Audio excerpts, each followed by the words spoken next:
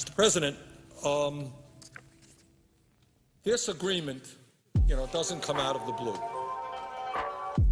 It comes within a context that I think frightens many people in this country. I think many Americans have a sinking feeling that there is something very, very wrong in our country today. I know that my father came to this country at the age of 17 without a penny in his pocket and became the proudest American that you can ever see. He didn't have much of an education, but he knew that this country gave him a great opportunity, and that's the American story. That's what it's all about. And millions of families, whether they came from other countries, whether they, just made it on their own. I know we have heard a majority leader, Senator Harry Reid, talking about his experience growing up in a desperately poor family. That's what America is about. But I think there are a lot of folks out there who believe, and the facts back them up, there's something wrong. And what's going on in this country is the middle class is collapsing, poverty is increasing, and I think what people worry about, and I've got 4 kids and I've got 6 grandchildren. I'm not worried about me. I'm worrying about what happens to my kids and my grandchildren. And we have some wonderful young pages here, and we're sitting on the floor, and we worry about their futures as well. And we don't want to see our kids and our grandchildren be the first generation in the modern history of America to have a lower standard of living than their parents. We don't want to see this country the economy of this country move in the wrong way. We don't want to race to the bottom.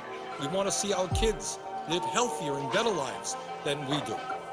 Not have to work longer hours, not getting a lower quality of education or less education. That is not the history of this great country.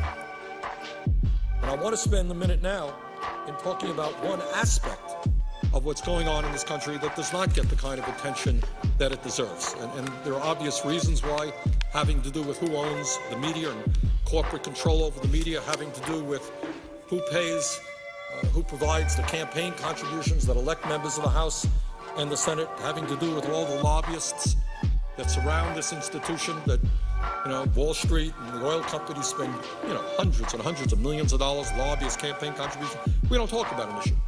And the very simple issue that I want to talk about for a moment is who is winning and who's losing in the economy. I come from New England. Everybody follows the Celtics, and we follow the Red Sox, and we follow the Patriots. And when everyone says, okay, who won the game? Patriots win or they lose? That's what you want to know. Who's winning, who's losing? And in fact, in America, it's pretty clear in the economy who's winning and losing.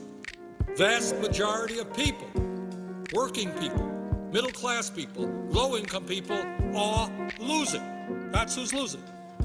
And it is very clear who is winning. The wealthiest people in this country are doing phenomenally well. They are winning the economic struggle.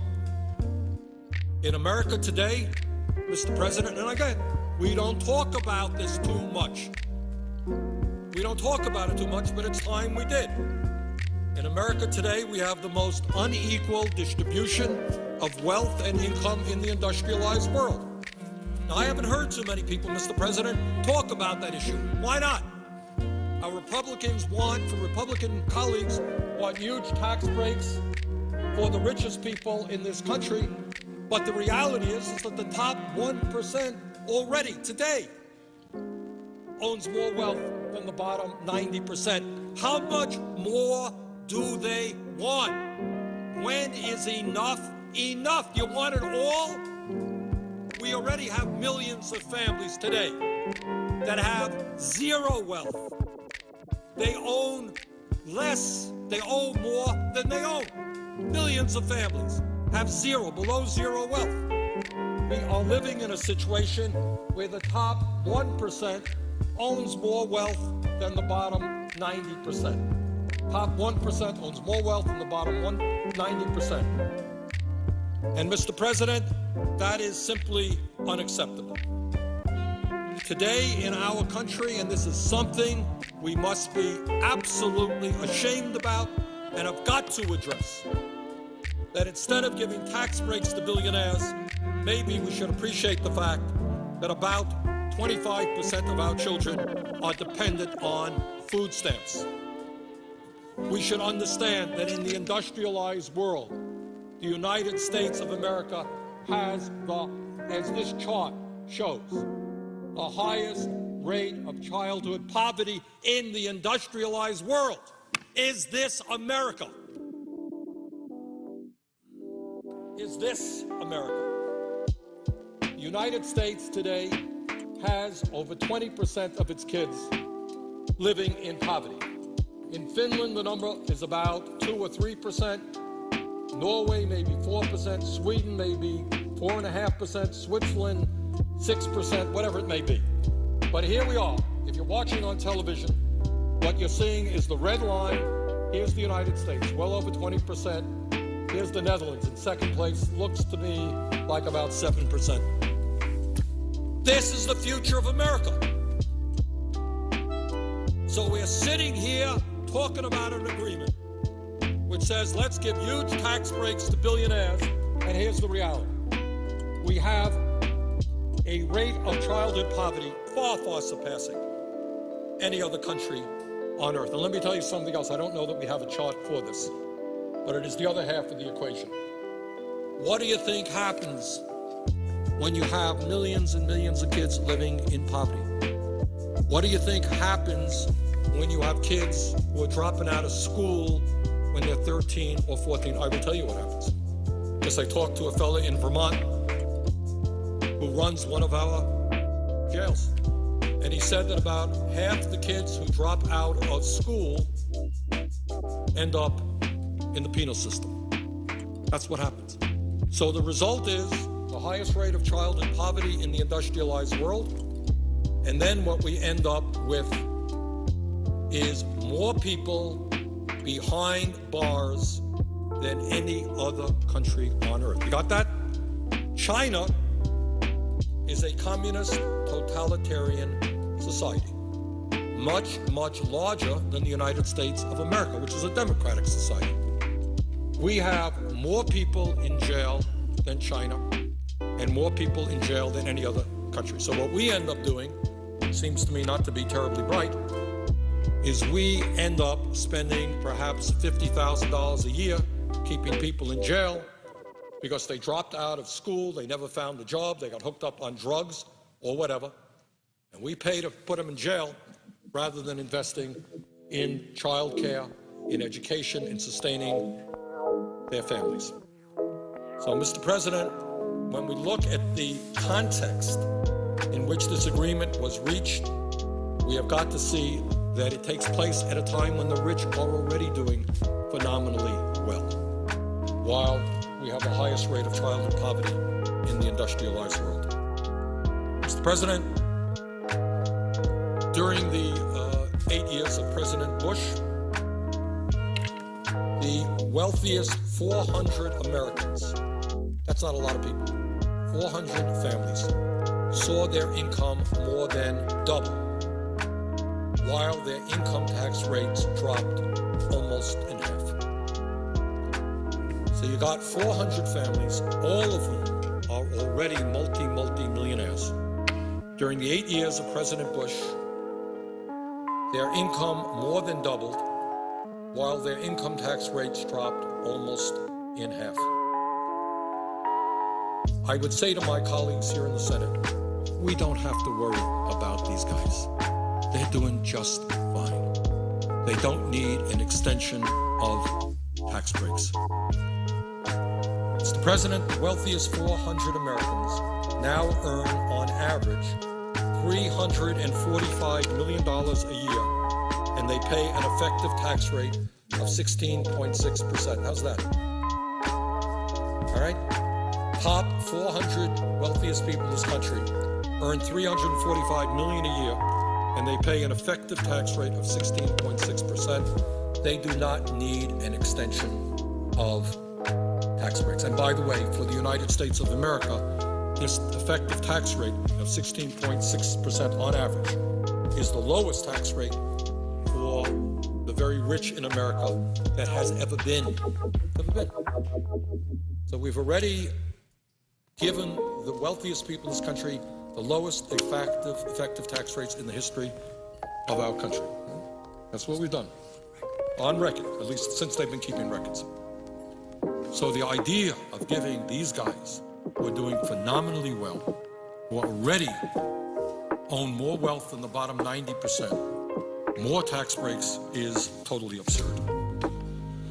Mr. President, under the 8 years of President Bush, the wealthiest 400 Americans, now we talked about how they doubled their incomes. Incomes is what happens in 1 year. Under the 8 years of Bush, the wealthiest 400 Americans increased their wealth by more than $380 billion.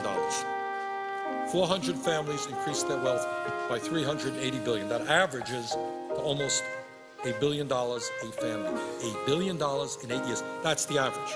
Some obviously are more.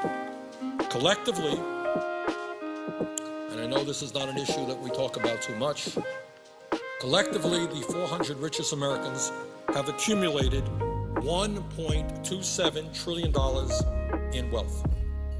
If any of them die this year, their heirs can receive, right now, all of this money tax-free because the inheritance tax has been eliminated in 2010 as part of the Bush tax, estate tax repeal this year. Mr. President, the top 25 hedge fund managers last year made a combined $25 billion in income, a combined $1 billion per person, okay? So if you are a hedge fund manager, you're doing pretty good. And I mentioned a moment ago, we tried just the other day to get checks of $250 out with disabled vets and senior citizens on Social Security who haven't had a COLA in 2 years, couldn't get them that check. But the top 25 hedge fund managers last year made a combined $25 billion in income, $1 billion per person, and our Republican friends say, oh, my word, we have got to lower their taxes. Last year, Mr. President, ExxonMobil, the Bank of America, and other large, profitable corporations paid no federal income taxes. So what you got is a tax system which is totally distorted in the sense that it allows large, profitable corporations to pay, in some cases, and in many cases, zero. And in fact, last year, you know, it would be funny if it really wasn't pathetic. And here you have, as I understand it, last year, ExxonMobil, which made $19 billion, paid nothing in taxes.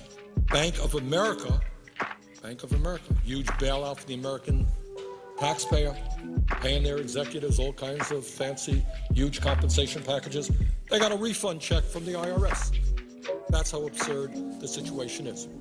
And people say, oh, my word, in order to deal with our deficit, we're going to have to cut back on Medicare, Medicaid, and education. We can't afford it.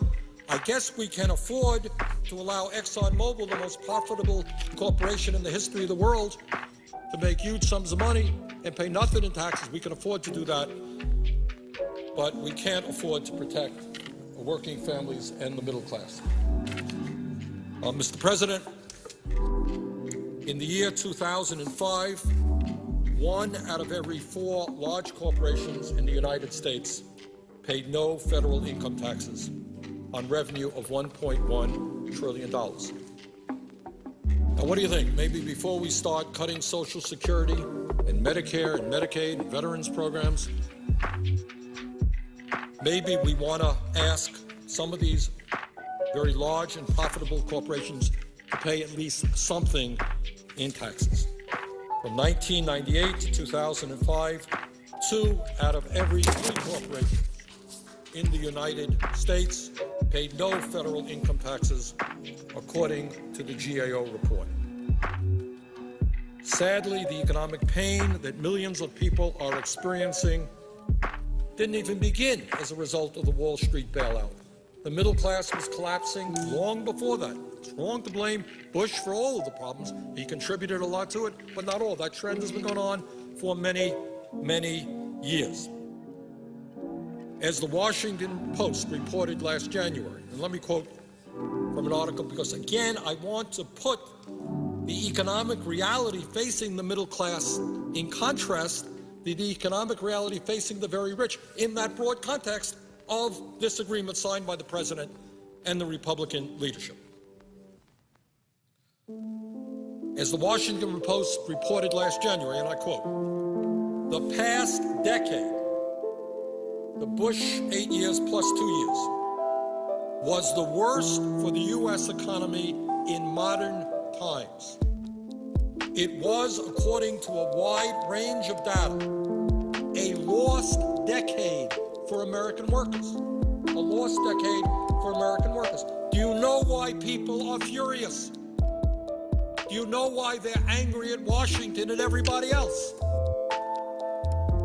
The last decade was, according to the Washington Post, a lost decade for American workers.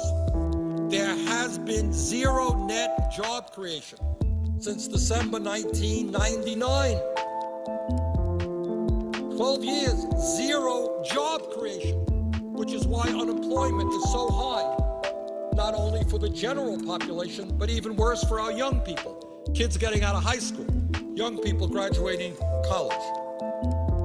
According to the Washington Post, this came from the Washington Post in January, middle-income households made less in 2008 when adjusted for inflation than they did in 1999.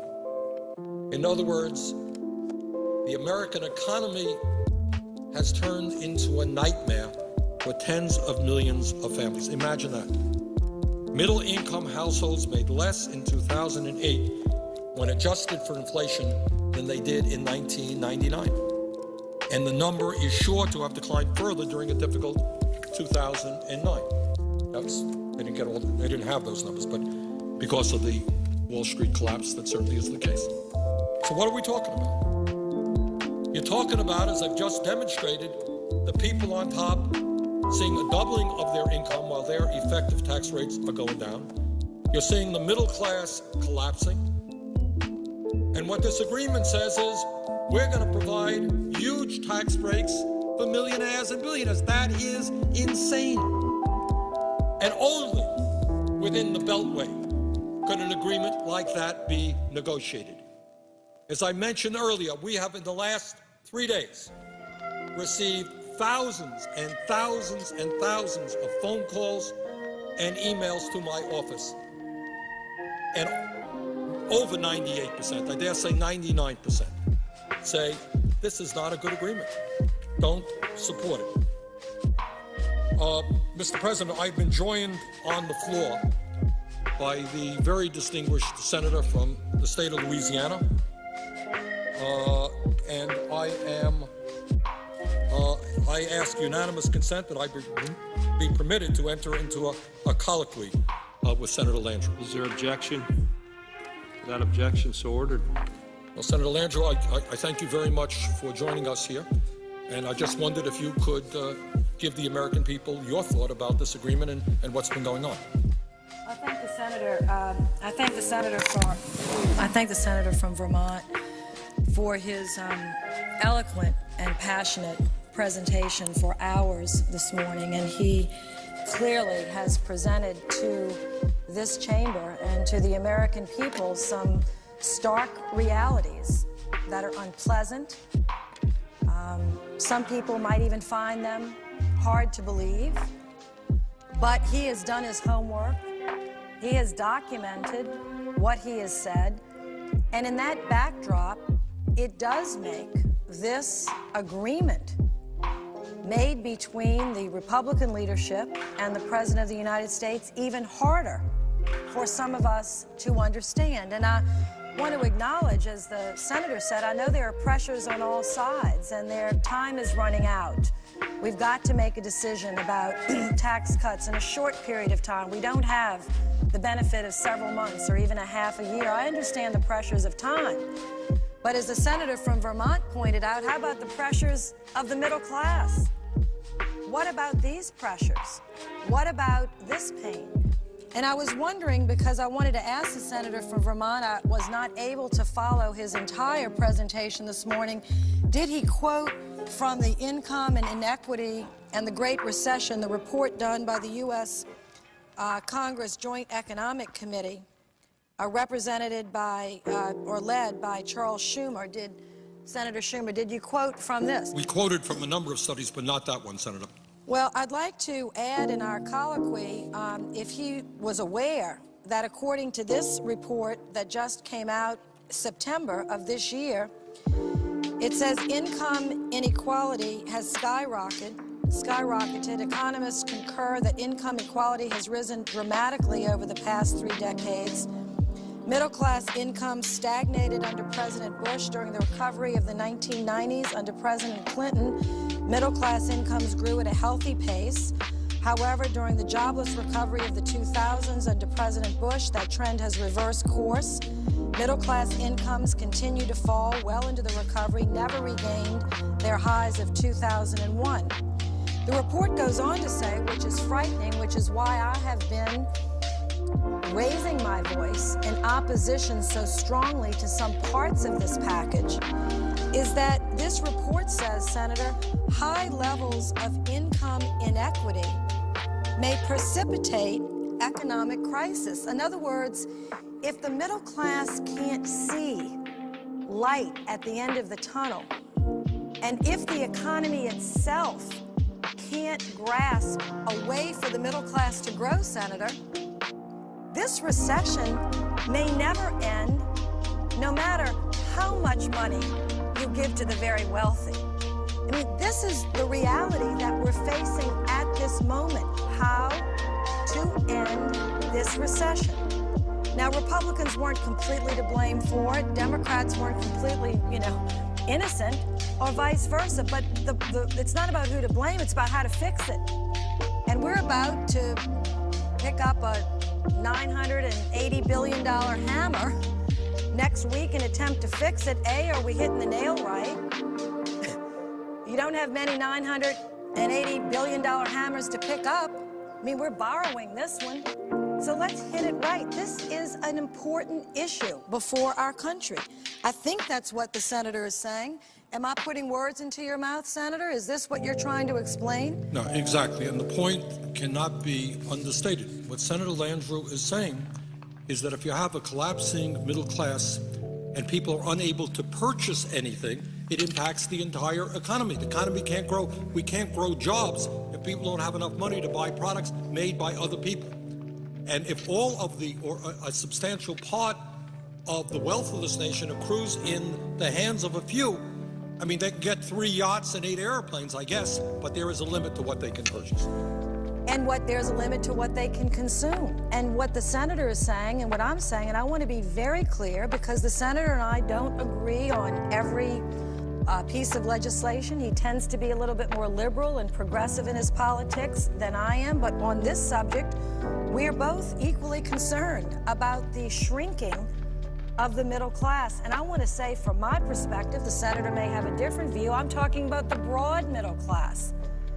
Incomes of $50,000 to $500,000. Now, in my state, $500,000 of income, I'm not talking about net worth, I'm talking about income, is a huge amount of money. In fact, I brought a graph that I'm going to, it's right here, to show here that 84% of the households in Louisiana, so when I talk about middle class, 84% of the households in Louisiana make less than $75,000. 84%. Now, most people in Louisiana, believe they're in the middle class.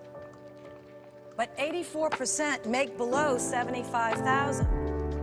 So when I use the term middle class, and we all have a different view, I try to say the broad middle class, between $50,000 and $500,000. If you have $500,000 in income, you're quite wealthy in Louisiana.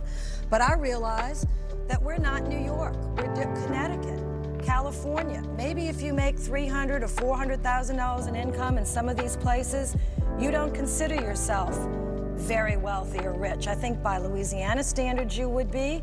But this is a big nation, so I want to be as broad as I can possibly be here. I'm not talking about the wealthy being 400 or 500,000. That may not be the case in California. But what we're talking about in this tax bill is borrowing $50 billion to give tax breaks to families earning over $1 million. So as the senator from Vermont said, whether you put your mark at 250,000 or 100,000 or 500,000, we could disagree about how broad the middle class is. But is there anyone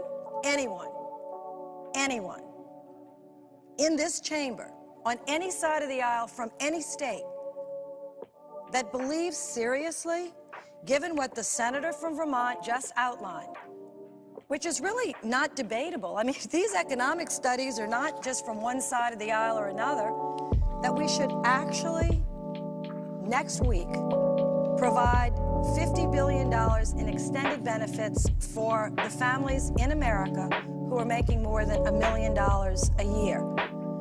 When the inequities are so great, when the needs of the middle class are so great, when there is no evidence to suggest that even after this tax cut that I've seen that's convincing, that the recession will end. And we're doing this for 2 years. What happens, Mr. President, if the recession doesn't end? We've borrowed all of this money to provide the extension of these tax cuts, and in addition given the $50 billion to the $1 million earners in this country. What do we do then? Go borrow another $1 trillion and try it again? I think we have to try something different. Now, I don't know if the senator has another point before I go into just a few thoughts that I have. I wanted to ask him if he, yes. Thank you very much, and agree with what she has been saying. I was mentioning earlier, Senator, that the calls that are coming in and the emails that are coming into my office are overwhelmingly, like 99% against. I don't know what's going on in your office. Are you getting calls in? I'm getting calls, actually, and I checked this morning, about 50% for, 50% against. Now, the state of Louisiana is a little different than the state of Vermont. Many of the calls coming in from around the country are against giving, well, actually, let me say this. Most of the calls coming in are absolutely against giving tax cuts to people over $1 million. Okay, yeah, that's what I'm saying, yes.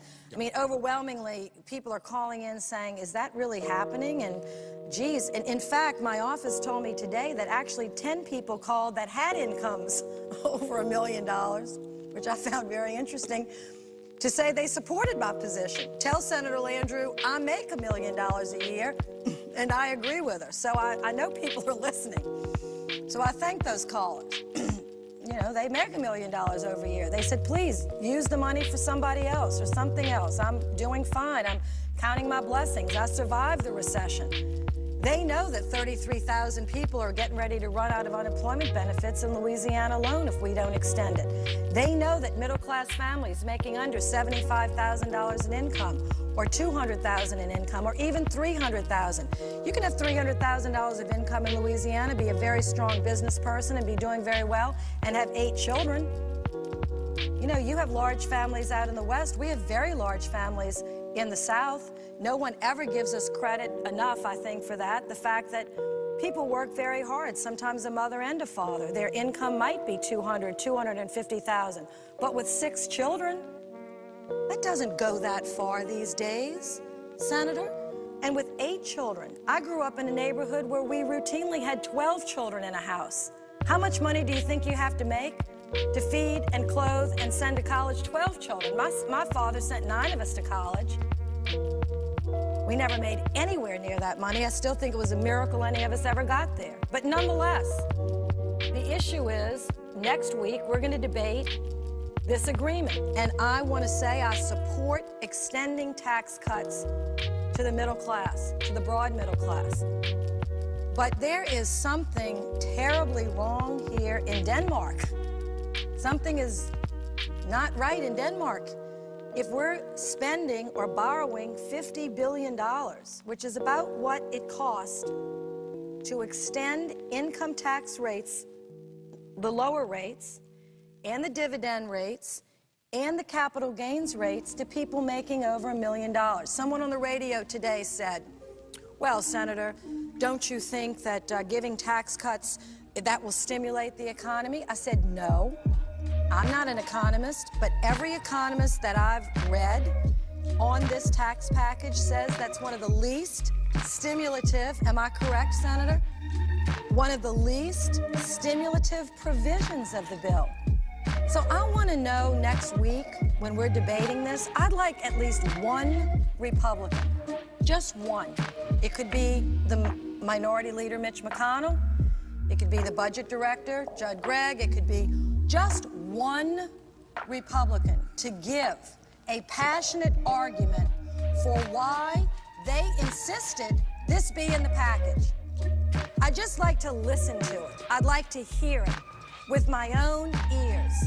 What was it about it that they thought was so important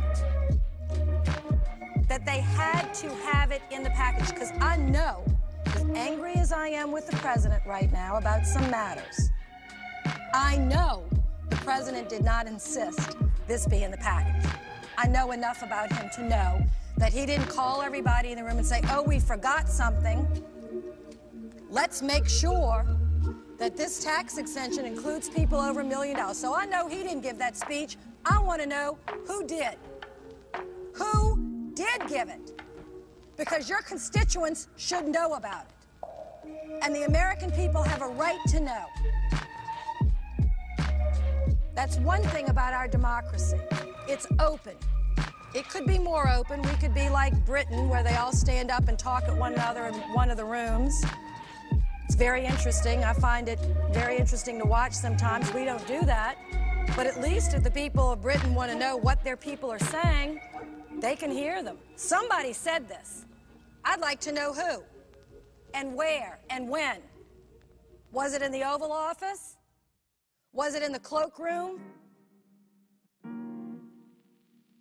Because I am going to be forced to vote, because now I think the senator understands we aren't going to have any amendments. So I'm going to be forced to vote and have to choose, which is going to be a very tough choice, between extending tax cuts for 84% of the people in my state that make less than $75,000, which of course I want to do. Even though we have to borrow the money to do it, we can't not do it. I mean, the economic circumstances are such, well, we have to do it. But now, in order to get them help, I've got to say yes to something that I've talked about, and I want to be serious about this. I'm very serious about it. For me, borders on moral recklessness. I've been criticized on both sides of this debate. How can you use words like this? I don't know. I went to Catholic school. We went to Mass almost every week. Every week. Every week. The priest would say, don't take more than you need. Don't be greedy. Share with others. I mean, did I go to the wrong school? So I'd like to know. Maybe those lessons were missed on the other side. And I don't normally speak like this. I've been criticized for it. I'm very, very torn. Because I like to be part of a team. I understand, the senator from Vermont, that we can't have every package exactly the way we believe, and I understand that. I've had to vote for some things that were hard for me to stomach, and I've done it because there were other good things in the bill. That's the way the process works. But I actually cannot remember a time on either an appropriations bill of this magnitude or a tax bill of this magnitude that we've been asked to cast a vote for something that on its face is so reckless, so unnecessary, so sort of in your face to the poor, in your face to the middle class. We're going to take our money. Don't you say a word about it. Who said that? Did Warren Buffett come down here and ask for it? Did Boone Pickens come down here and ask for it? Did the Gates come down here and ask for it? Who asked for it? Why do you think you deserve it? And what senator put their name on it?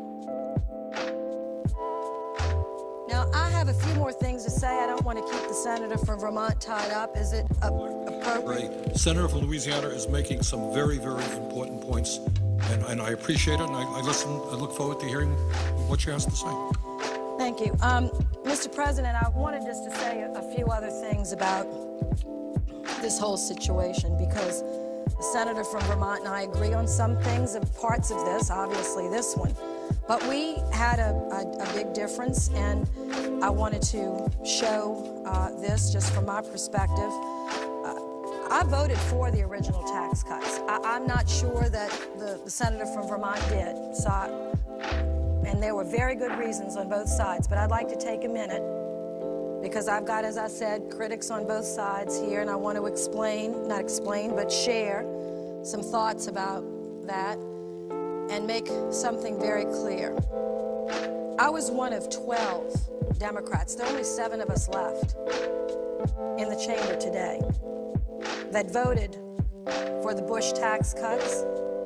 They were for the middle class and the poor and the wealthy. Everybody got income tax relief, capital gains tax relief, dividend tax relief.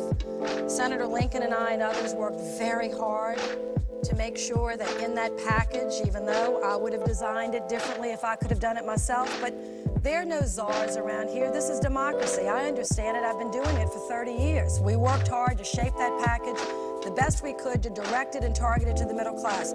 There are many critics of that say you didn't do it well enough. You didn't send it to the middle class. You sent it to the wealthy. I disagree. I think that we did as well as we could to send it to the middle class, although the higher brackets were lowered as well. But I'll tell you, the big difference was it was paid for when we voted for it.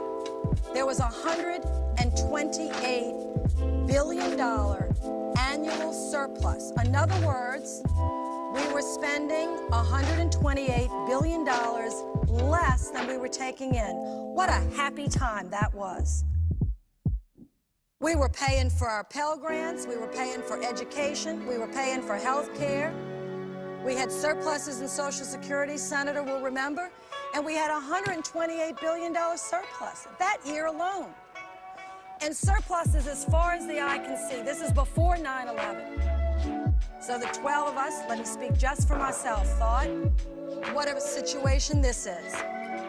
Democrats had taken the tough vote. Not one Republican had voted for this budget reconciliation that, as you know, you were in. I think the senator was then in the House and took a tough vote along with many Democrats to put us on that path. Middle class was expanding.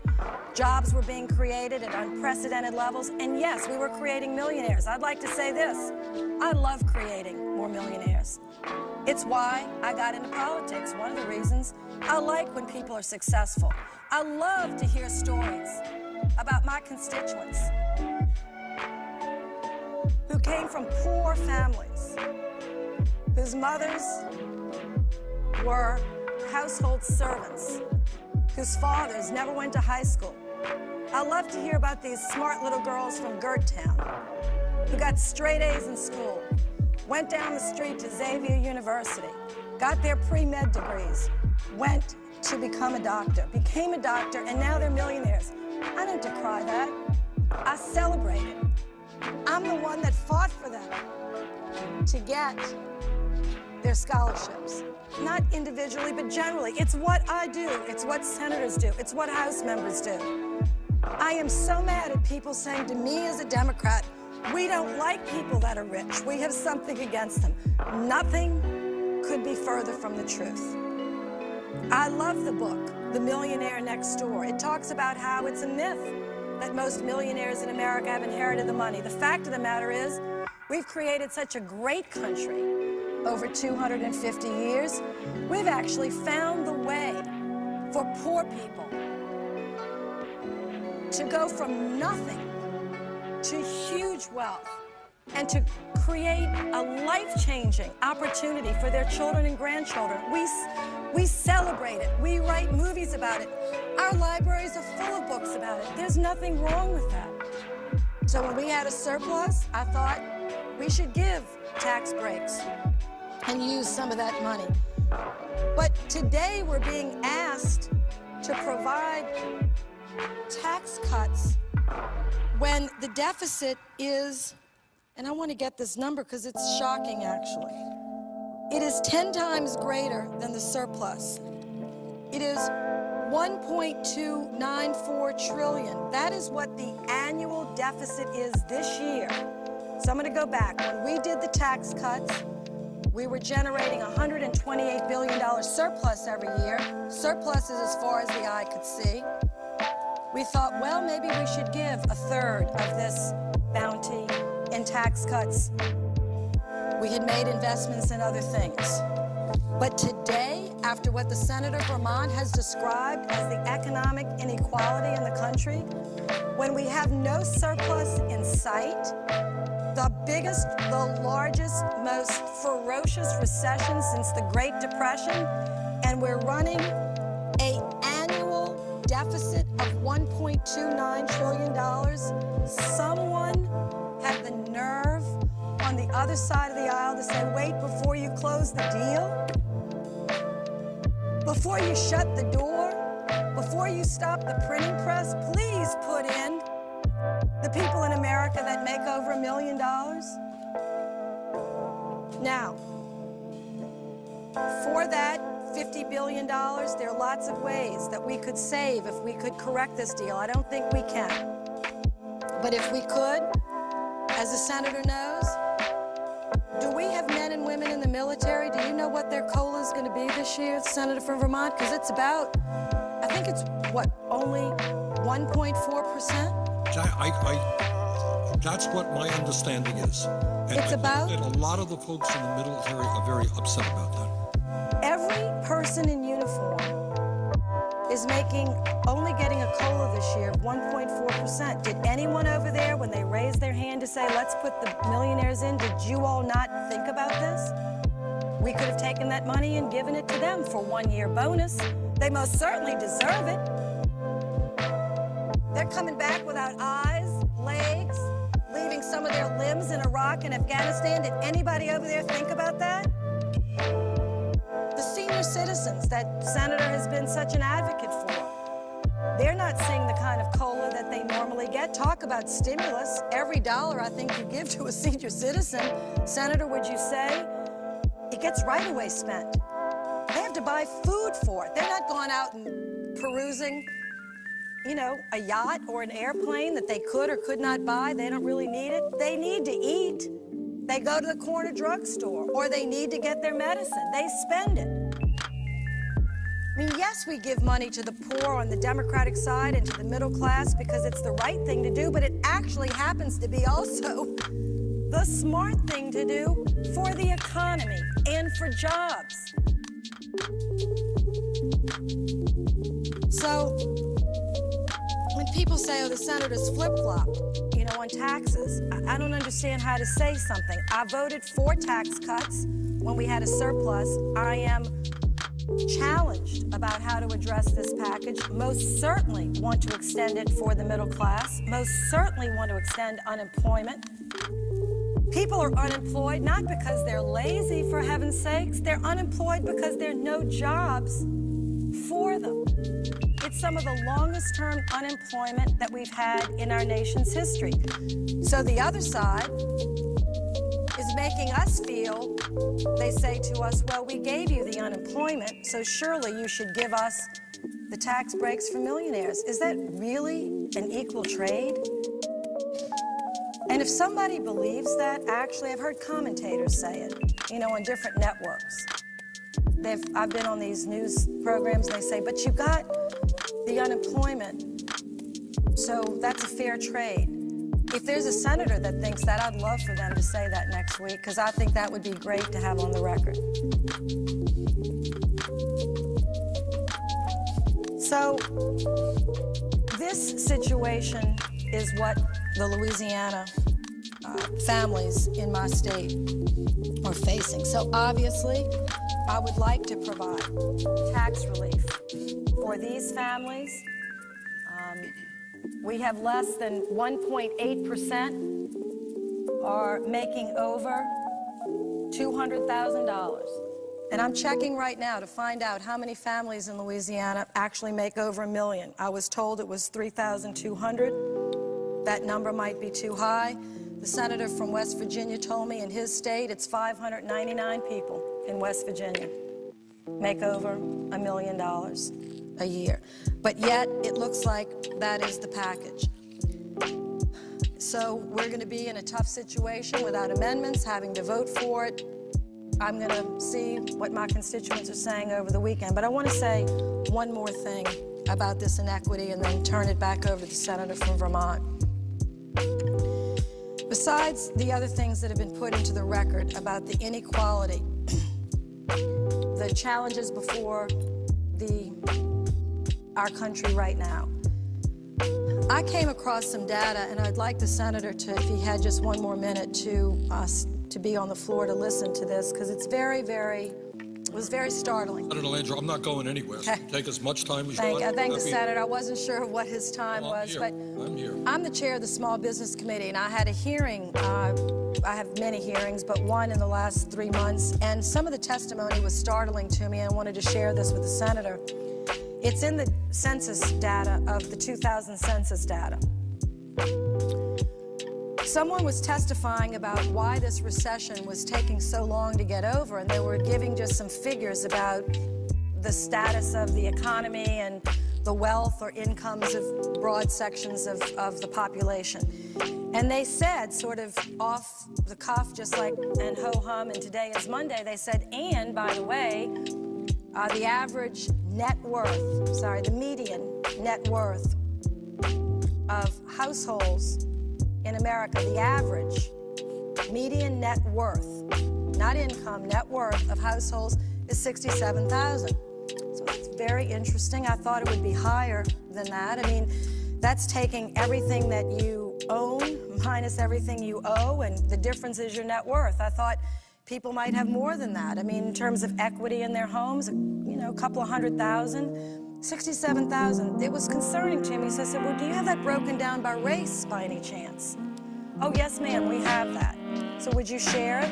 They did, and I'm going to share it with you because I have not recovered from what I heard.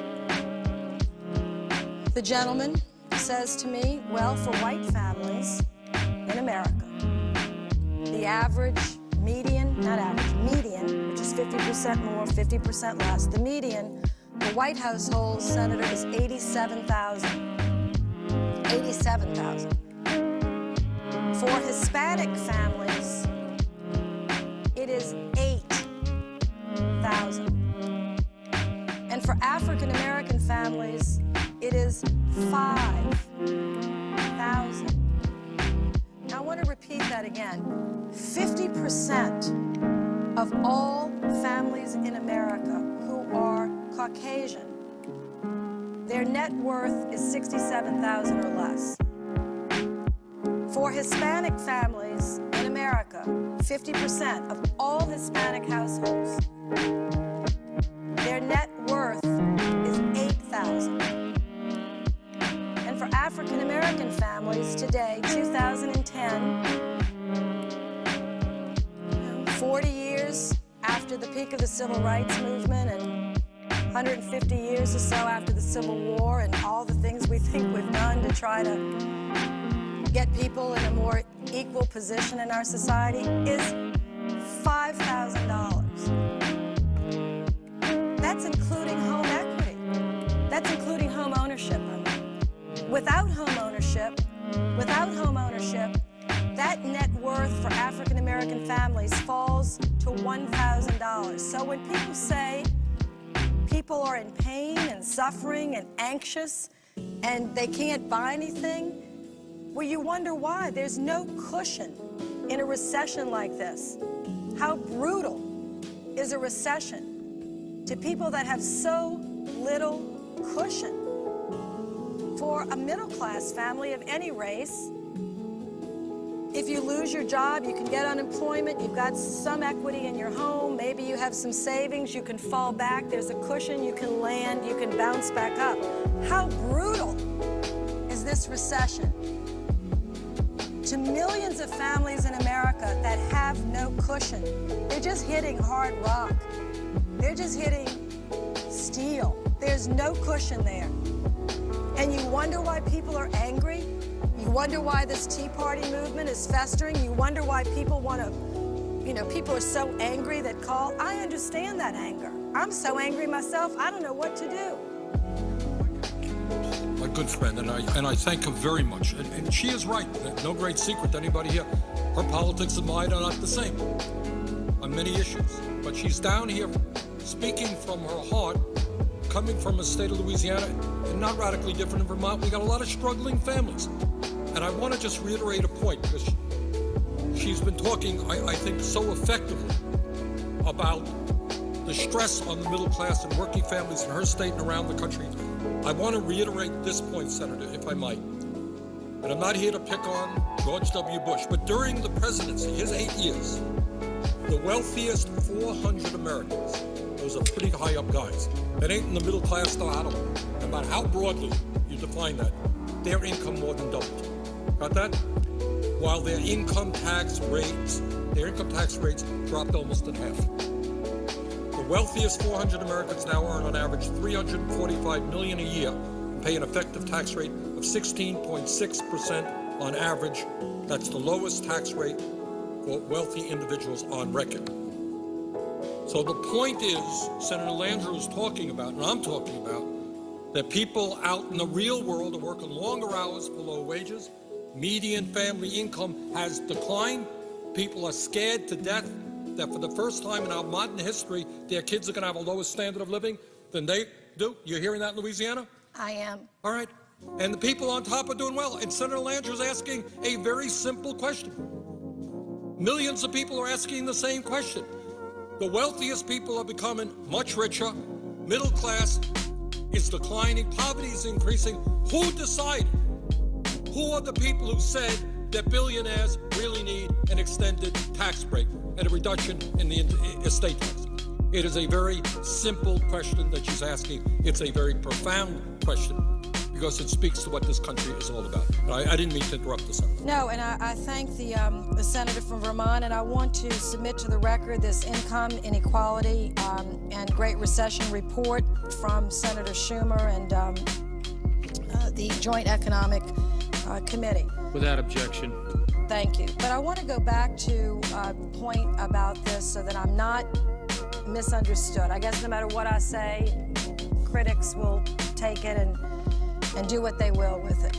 But I am not against tax cuts. I voted for them in many times in my life when we had surpluses. I've even been pressured to vote for things and have done so even when we didn't have the surpluses we had, when they were targeted and focused, and there actually had been some rational thought attached to, well, we might need to borrow some money like we did in the stimulus package and spend it, because if we don't get some spending going, we could slip further into a recession. Even conservative economists counseled us on parts of the stimulus package, which, by the way, contrary to popular myth, was about the same size as this package.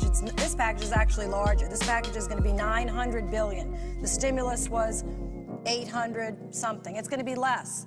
But in that stimulus package, there was about a third of it were tax cuts. Do you remember that, Senator, Mr. President? A third of it were tax cuts. It wasn't all just spending. But every economist, Republican, conservative, liberal, said the government's got to step up and spend in this economy because this place is shutting down, meaning the country. And so we did. People will still argue on the other side that was the wrong thing to do and we shouldn't have done it. But I'm here to say that for the $2.8 billion that was spent in Louisiana through that stimulus package, tax cuts and spending, I'd like to ask my legislature, who's struggling to balance the budget as I speak, they've been in budget committee over the last couple of weeks, where would you be today without the $2.8 billion? I don't know how much went to Vermont or went to California or went to Colorado, but people say it was a failure. Let me say that $2.8 billion went to our state, and it warded off some draconian cuts that our cities and counties and parishes would have had to take. And it warded off tax increases so that governors didn't have to raise taxes and mayors didn't have to raise taxes all over this country. Some of them have done that, but they've tried to limit it because they know how fragile this middle class is. I am not unmindful of the importance of providing tax cuts when we can. But when we're asked to vote on a package that has a provision like this, that borders on moral recklessness, I have to catch my breath and say, whose idea was this? I'd like to know. So it's going to be a long weekend. It's going to be a long 30 hours of debate. I am glad that the senator from Vermont is going to make sure that we take every one of those 30 hours post-cloture, if we even get to cloture on this bill, because I think the American people are going to be waiting around to find out whose idea was this. The senator from Louisiana, she makes a very important point. And that is, ultimately, we are a democracy, and it's the American people who make the decisions. And I know she shares with me the belief that the American people have got to become engaged in this debate, this very, very important debate, which has a lot to do with the future of this country. And Senator Landrieu asked a very, very simple question, which I would like, and I think the American people would like an answer to. Whose brilliant idea was it that in a time when we have seen an explosion in income and wealth to the people on top, while their tax rates have already gone down, whose brilliant idea was it that we drive up the national debt, ask our kids to pay higher taxes to pay off that debt in order to give tax breaks to people who don't need it? That's the question Senator Landrieu was asking. I think the American people need an answer to that.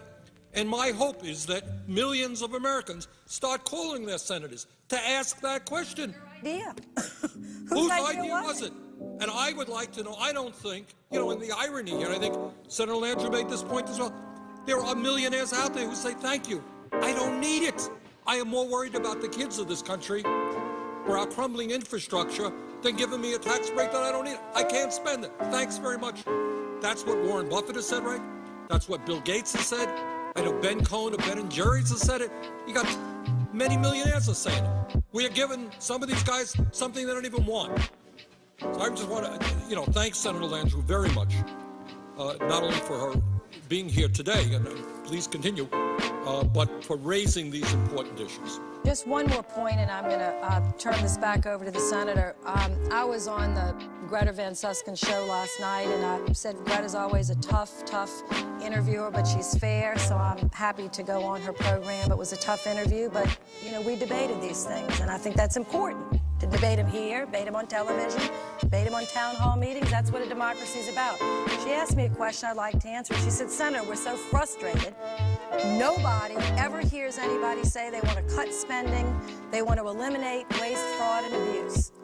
So let me concede this point that, for me, I don't think we do talk enough about eliminating the waste, eliminating the fraud, and eliminating the abuse. I think we should spend more time, and I am going to commit myself, because I know the American people say, every time we ask for a tax cut, you say we can't afford it, why don't you cut some spending, et cetera. Now, let me correct. I've voted for tax cuts. I'm for tax cuts. I've even given tax cuts to people that do make higher than the $75,000 or $100,000 or $250,000. When we had a surplus, when I thought it was the fiscally responsible thing to do, other people could disagree. This is the first time I'm being asked to provide a tax cut for people that earn over $1 million with a deficit. But I'll say this. I'm going to commit myself to trying to find places that we can cut. I support the freeze, the federal freeze. I support it in appropriations this year. Senator Inouye's taking down on the appropriations level $8 billion below the president's budget. And if we need to go even further, perhaps we can. But we have to be careful where we cut. And I ask people to be rational about this. Do you want to cut Pell Grants, which now are valued in 1970? I looked at this the other day, and the senator from Vermont is particularly because of Claiborne Pell. When the Pell Grants went in, it was a grant to help kids go to school. That still is what it does. But in the 1970s, Mr. President, the Pell Grant paid 100% of the average two-year college. It only pays 50% of that today. I think that I remember it paid almost 60 or 40% of a four-year college, a public college. It only pays like 40% or less of that today. The value, because we have not kept up with a program like Pell Grants, which is a powerful tool to lift the middle class or lift the poor out of poverty and expand the middle class. So when we cut programs, let's be careful to cut the waste, cut the abuse, but let's not cut the heart out of what we're arguing for, tools, effective I could tools just add to it. to expand the middle class, or we will never get out of this recession. Because I promise you, the few thousand people in this country, or few tens of thousands, I don't know how many, that make more than $1 million a year are not going to lift this country out of a recession. It is going to be the middle class. And if we don't help them get ahead, if we don't help them get training, this recession is going to go on for a long time. I just wanted to add to that. The idea that one would think about cutting back on education, whether it's childcare, primary school, or college, is simply cutting off our noses to spite our faces. The senator is aware that where at one time in this country we used to lead the world in the number of our people who graduated college, we are now falling very significantly. How do you become a great economy if you don't have the scientists, the engineers, the teachers, the professionals out there? That many other countries around the world are having a higher percentage of their high school graduates going to college is something that we've got to address. And anyone who comes forward and says cut education is just moving us in exactly the wrong direction. Exactly, and I'm for more accountability. If some people on the other side of the aisle think that some of that money is being wasted or we're not getting our bang for the buck, then don't come with an across-the-board cut to Pell Grants. Come with a plan to change it. And say these are the requirements for our universities. You have to graduate 65% of the kids that start, or you've got to have certain benchmarks before you can apply for these loans or for these grants. But I'll tell you, this country is at a crossroads, and I know that the president and his advisors understand the extraordinary challenges before this country. I hope the members understand the economic danger, the minefield that we're in here. We can't make too many mistakes here. We just don't have, there's no cushion left. There's no surplus left. We are down to below bottom. So when we do big things like this is a big thing. This is a $980 billion big package. It's almost $1 trillion. Do it the best you can do it. Don't do it recklessly, don't do it frivolously, don't do it for ideology, for gosh almighty sakes. And I just wish we could have fought harder for a better package. I have not yet decided how I'm going to vote, but I said if I vote, I'm not voting quietly. I may vote yes, I may vote no, but I'm going to vote with a loud voice about what I'm concerned about, what I believe my constituents are concerned about, and try to do my best to help them, to support them, and to make the best decisions we can next week. But it was troubling to me. I wanted to come to the floor and speak about it, and I thank the senator from Vermont, and I yield the floor. I thank Senator Landrieu very much for coming in, and I thank her because I think everybody knows that on many issues, her views and my views are different.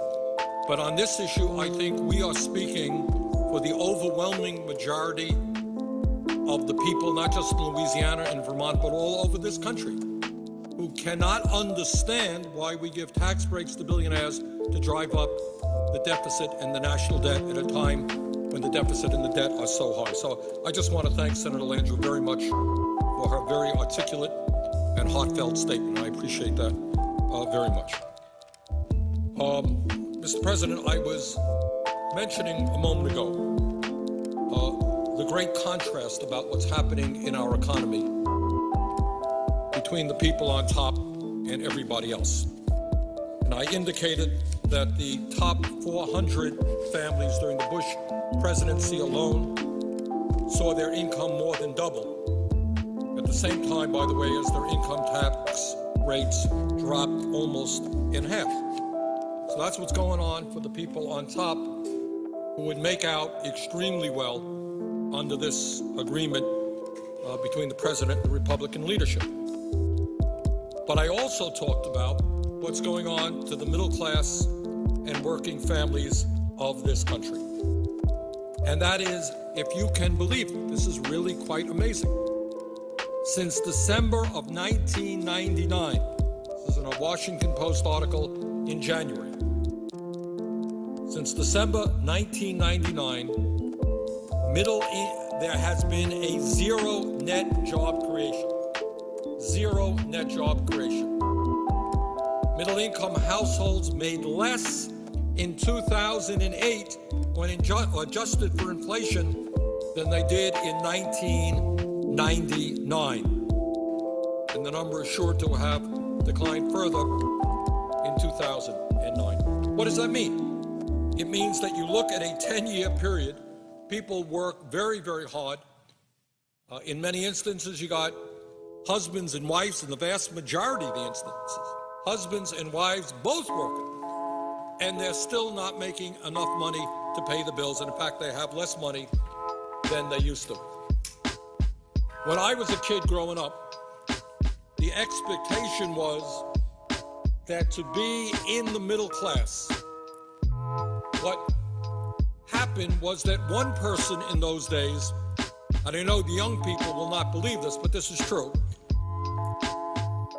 Years ago in the United States, before the great global economy, before robotics, before computers, one person could work 40 hours a week and earn enough money to pay the bills for the family. One person. Today, in Vermont and throughout this country, overwhelmingly, you have husbands and wives both working, and in some instances, they're working very, very long hours. And here's the rub.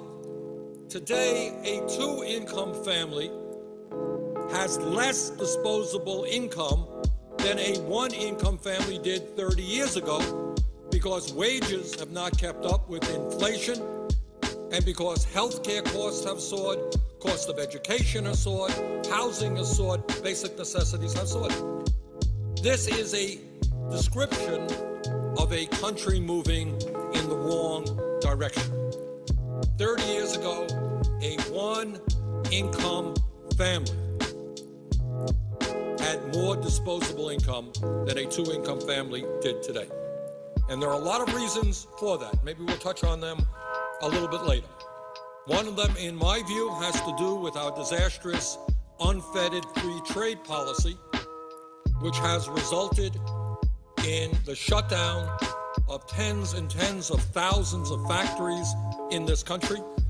Under President Bush alone, we lost some 48,000 factories.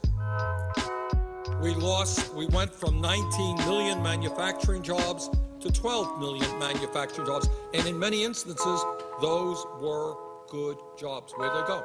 Well, some shut down for a variety of reasons, but others shut down because we have trade laws that say you got to be a moron not to shut down in America, because you go to China, go to Vietnam, go to Mexico, go to a developing country, you pay workers there a fraction of the wages you're paying in America. Why wouldn't you go? And then you just bring your products right back into this country. A couple of weeks ago, my wife and I did some Christmas shopping. Frankly, we went to a couple of stores. Very hard to find a product manufactured in the United States of America. And you don't have to be a PhD in economics to understand that we're not going to have a strong economy unless we have a strong manufacturing capability, unless companies are reinvesting in Colorado or Vermont, creating good jobs here. You don't have an economic future when virtually everything you're buying is coming from China or another country. And we're not just talking about low-end products. This is not sneakers or a pair of pants. This is increasingly high-tech stuff. So we are really forfeiting our future as a great economic nation unless we rebuild our industrial base and unless we create millions and millions of jobs producing the goods and the products that we consume. We cannot continue to just purchase products from the rest of the world. Mr. President, when we talk about the collapse of the middle class, it's important to also recognize the fact, as reported in USA Today last September, and let me quote, "The incomes of the young and middle-aged, especially men, have fallen off a cliff since 2000, leaving many age groups poorer than they were even in the 1970s, end of quote. USA Today. Point being, for young workers, for example, when we had a manufacturing base in America in the 40s, 50s, 60s, you could graduate high school, go out and get a job in a factory. Was it a glamorous job? No. Was it a hard job? Yes. Was it a dirty job? In some cases. But if you worked in manufacturing, and especially if you had a union behind you, the likelihood is that you earned wages to take your family into the middle class, you had decent health care coverage, and you might even have a strong pension. Where are all those jobs now? During the Bush years alone, we went from 19 million jobs in manufacturing to 12 million jobs. A horrendous loss of manufacturing jobs. So if you're a kid today in Colorado and or in Vermont, and you're not of a mind for whatever reason to go to college, 30 or 40 years ago, you can go out, you get a job in a factory, and you make some money. Today, what are your options? What are your options? You can get a minimum wage job at McDonald's or maybe at Walmart's. Benefits are minimal or non-existent, and that is a significant transition of the American economy. I want to tell you something else when we talk about manufacturing. Didn't get a whole lot of publicity, but it is worth reporting here.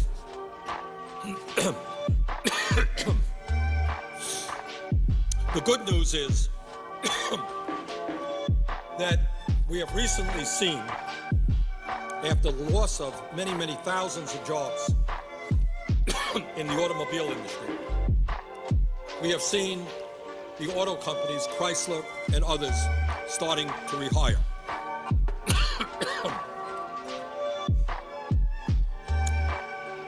What I think has not been widely reported is that the wages of the new workers who are being hired is 50% of the wages of the older workers in the plant. So you're going to have workers working side by side, where an older worker who has been there for years is making $25, $28 an hour, and then right next to him, a new hire is making $14 an hour. And if you understand that the automobile industry was perhaps the gold standard for manufacturing in America, what do you think is going to happen to the wages of blue-collar workers in the future? If all you can get with a union behind you in automobile manufacturing is $14 an hour today, what are you going to make in Colorado or in Vermont? You're going to make $10 an hour, $11 an hour? Is that enough money to raise a family on? Are you going to have any benefits? Unlikely. So that's what happens. That's what happens when your manufacturing base disappears, and that, to a significant degree, in my view, is a result of a disastrous trade policy. I got to tell you, and I think in hindsight, most people agree I was right. When I was over in the House, and all the corporations in the world were telling us how great NAFTA would be, free trade with Mexico, I didn't buy it. I was right. And they say, oh, it's going to be even better. We got a free trade with China. Oh, my God. Think of how large China is and all of the American products they're going to buy over there, create all kinds of jobs in the United States. I never believed it for a moment. I'll tell you a story. I was in China a number of years ago, and I walked into, as part of a congressional delegation, we went to visit Walmart in China. And the Walmart store, amazingly enough, looked a lot like Walmart in America, different products, but it looked kind of the same style. And you walk in there, you walk up and down the aisles, and you see all these American products. remember Wilson basketballs, and you got Procter & Gamble, soap products. There are different products there for the, Chinese, but a lot of the products were American products. Look pretty familiar. So I asked the guy who was there with us, who was the head, I believe, of Walmart Asia, the guy's in charge of all of the Walmarts in Asia. I asked him a simple question. I said, well, tell me, how many of these products, these American company products, are actually manufactured in the United States? And he was a little bit sheepish and a little bit hesitant, and he said, well, about 1%. So obviously, what everybody knew is that it is a lot cheaper for the American companies to set up plants in China, hire Chinese workers at 50 cents an hour, 75 cents an hour, whatever it is, and have them build the products for the Chinese markets than it is to pay American workers $15 an hour, $20 an hour, provide health insurance, deal with the union, deal with the environment. That's not a great revelation. I think anybody could have figured that one out. But the big money interests were around here. They pushed it. And Congress and President Clinton at that time signed it. And we were off and running. So when we look at why the middle class is in the shape that it's at, and it's important to make sure that everybody understands it, because I think, one of the things that happens in this world, it's human nature, I suppose, is that people feel very guilty and responsible if they are not taking care of their families. And right now, we know that with unemployment so high, this is not just cold statistics that you're throwing out. These are people who not only were earning an income that supported their families, they had a sense of worth. Every human being wants to be productive. They want to produce something. They want to be part of something. They want to go to work, earn a paycheck, bring it home. You feel good about that. You know what it does to somebody's sense of human worth? When suddenly you are sitting home watching the TV, you can't go out and earn a living, it destroys people. People become alcoholic, people commit suicide, people have mental breakdowns because they're no longer utilizing their skills. They're no longer being a productive member of society. That's what unemployment is about. And I think that one of the reasons that unemployment is so high, one of the reasons the middle class is collapsing, has a lot to do with these disastrous trade policies. And I got to tell you, as we've been talking about all day long, these policies, these tax breaks, all of this stuff emanates from corporate leaders whose sense of responsibility is such that they want themselves to become richer. They want more and more profits for their company, but they could care less about the needs of the American people. I remember there was one CEO of one of our largest American corporations, and he said, when I look at the future of General Electric, I see China, China, China, and China. And by the way, we ended up bailing out that particular corporation. He didn't look to China to get bailed out. He looked at the taxpayers of this country. But the word has got to get out.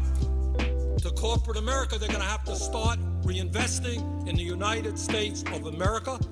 They're going to have to start building the products and the goods that the American people need, rather than run all over the country in search of cheap labor.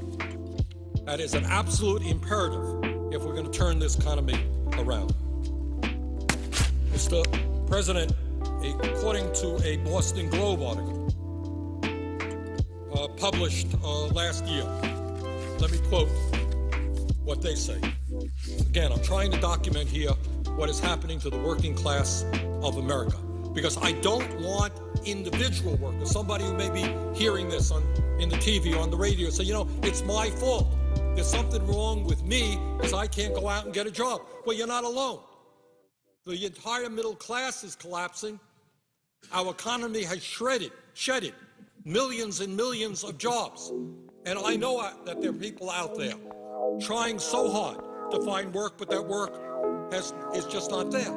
That's why we've got to rebuild the economy and create jobs. This is what the Boston Globe said last year. Quote, the recession has been more like a depression for blue-collar workers. And this is an important point to be made here.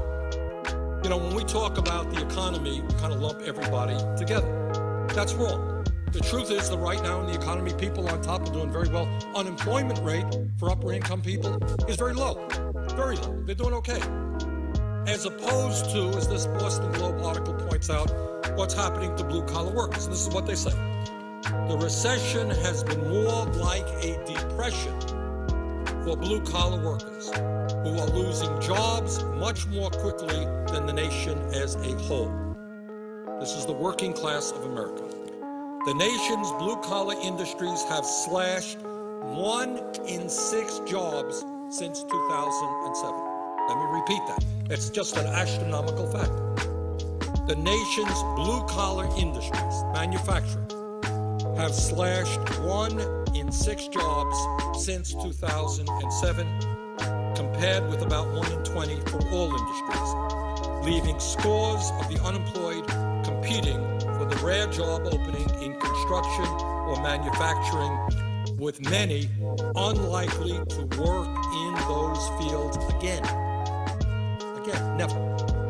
Up to 70% of unemployed blue-collar workers have lost jobs permanently, meaning their old jobs won't be there when the economy recovers. End of quote. That's the Boston Globe last year. So when we talk about the economy, what we have got to do is understand that blue-collar workers, middle class, young workers are really hurting very, very much. And in the context, again, of the debate we're now having, the discussion about whether we should approve the agreement reached between the president and Republicans on taxes, the idea of not significantly investing in our economy, but rather giving tens of billions of dollars to the very rich in more tax breaks makes no sense to many of us. When we talk about why people are angry in America, why people, when asked the question by pollsters, do you think America is moving in the right direction? And overwhelmingly, they think not. Let me tell you why they think not. This is just during the presidency of President Bush from 2001 through 2008. During that period alone, just in that period, and by the way, the pain is certainly continuing right now. I don't mean to suggest otherwise. During those 8 years of Bush, over 8 million Americans slipped out of the middle class and into poverty. Today, nearly 40 million Americans are living in poverty. 7.8 million Americans lost their health insurance, and that is continuing. I think a recent study came out that suggests that the uninsured now are about 50 million Americans. 50 million Americans have no health insurance now. We hope that health care reform is going to make a dent in that. I think it will. But as of today, without the major provisions of health care reform being implemented, 50 million Americans. 50 million Americans without any health insurance. Mr. President, during that period, and we haven't talked about this a whole lot, there's another thing going on in the economy for the working class. Years and years ago, if you worked in a manufacturing plant, you had a union, you stood a reasonable chance of having a pension. During the Bush years, 3.2 million workers lost their pensions, and about half of American workers in the private sector have no pension coverage whatsoever. The idea today of having a defined pension plan, significantly paid for by your employer, is going the way of the dinosaur. That is just not there anymore.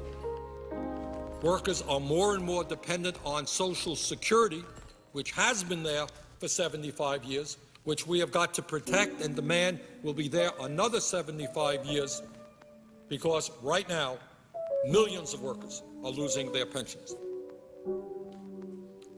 I mean, I'm throwing these statistics out, and the reason I'm doing that is I want people to appreciate that if you're hurting now, stop being ashamed. It's not, yeah, we can all do better. Every one of us could do better.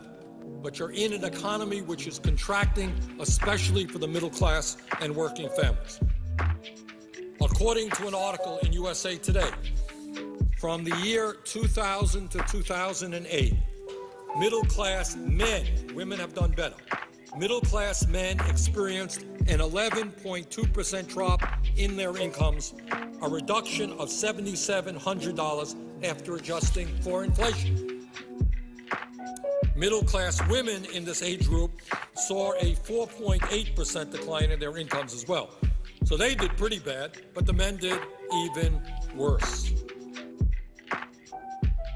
So what we are seeing is an understanding of why people are angry and why people think that this country is moving in the wrong direction.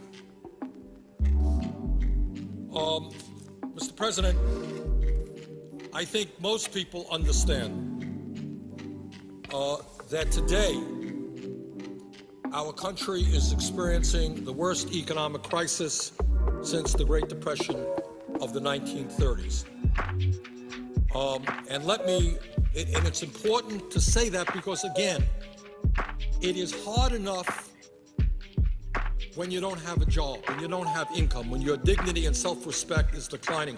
But I don't want people to be banging their own heads against the wall, blaming themselves for all of the problems. Something is going on in the nation as a whole. You're not in this alone. When we talk about working class families all across the country seeing a decline in their incomes, it's not because people are lazy. It's not because people are not working hard. It's not because people are not trying to find jobs. What we have is an economy which is rotting in the middle, and we've got to change the economy. If there's anything that we can say about the American people, we work hard. We, in fact, work longer hours than do the people of any other country, industrialized country on earth. We are not a lazy people. We are a hard-working people. If the jobs are there, people will take them. If people have to work 60 hours a week or 70 hours a week. That is what build this economy. We don't need tax breaks for billionaires. We need to create jobs for the middle class of this country so that we can put people back to work.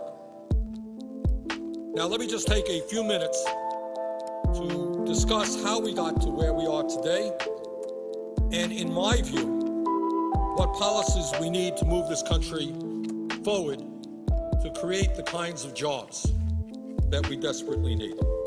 Now, let's just take a quick look back to where we were in January of 2009. Seems like a long time ago, but just a couple of years ago. And that was the last month of the administration of President Bush. In that month, we lost over 700,000 jobs. That is an absolutely incredible number.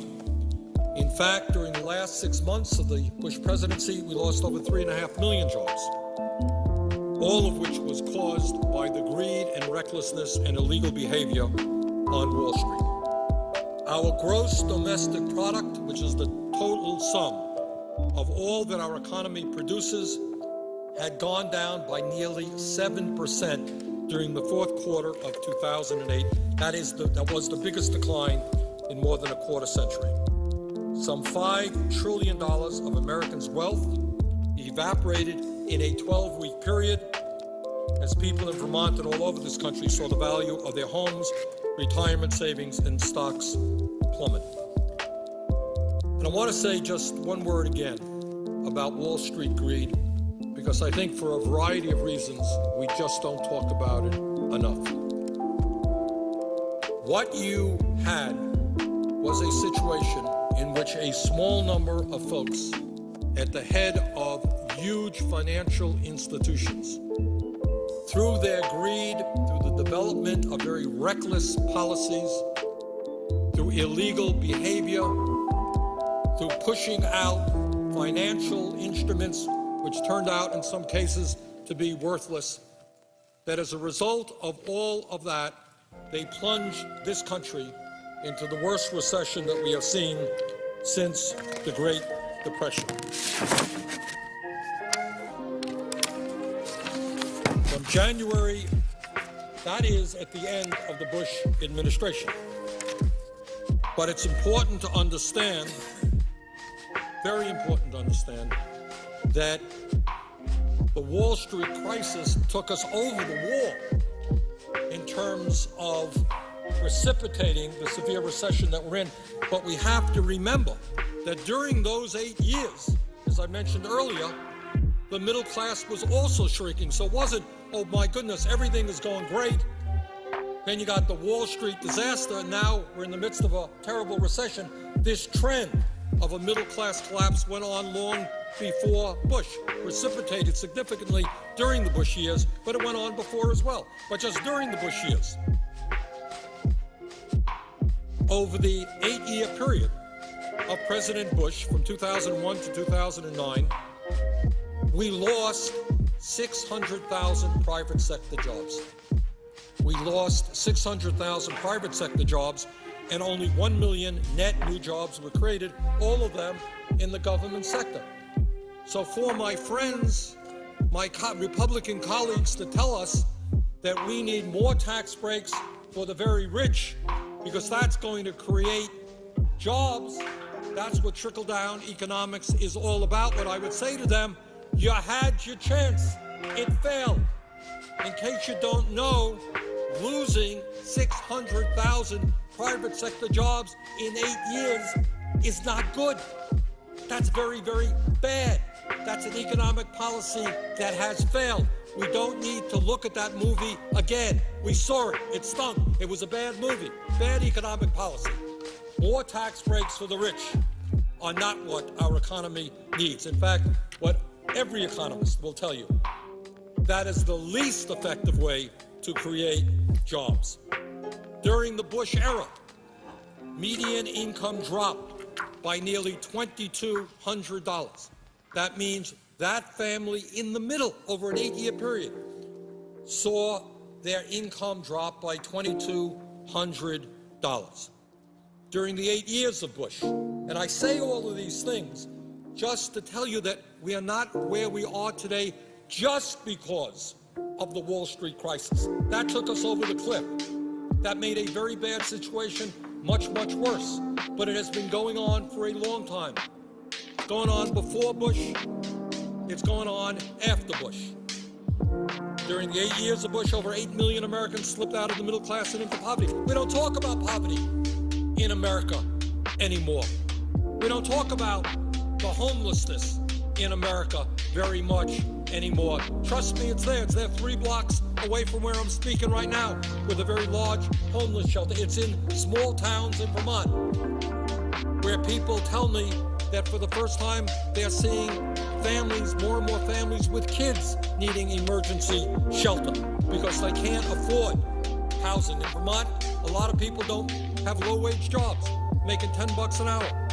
And it is hard to find a decent apartment or pay a mortgage on $10 an hour. And that's true certainly all over this country. Homelessness is going up. During the Bush years, nearly 8 million Americans lost their health insurance. One of the issues which I will likely talk about in a little while is health care. It's related to everything.